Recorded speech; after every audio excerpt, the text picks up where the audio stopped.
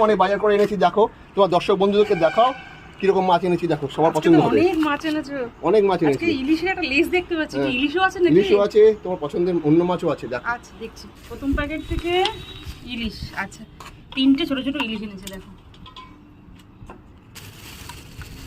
আচ্ছা, পাবদা মাছও এনেছে। কাটিয়ে তো আনবে না জানি, বলবে বাড়িতে কাটো বাড়িতে কাটো। পাবদা মাছগুলো বেশ ভালো ভালোই আছে। আচ্ছা, বিগ সাইজের বোয়াল থেকে কাটিয়ে এনেছো, তাই তো? কপিস এনেছো মাছ।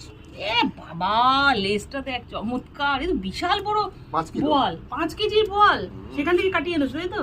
খুব পাকা বোয়াল একদম, আর লেজটাও তেমন সাইজ। কত চিংড়ি এনেছো এত বড় প্যাকেটে? 1 কিলো। এ বাবা, এতখানি চিংড়ি! আজকে তো সব রাজকীয় মাছ এনেছো গো।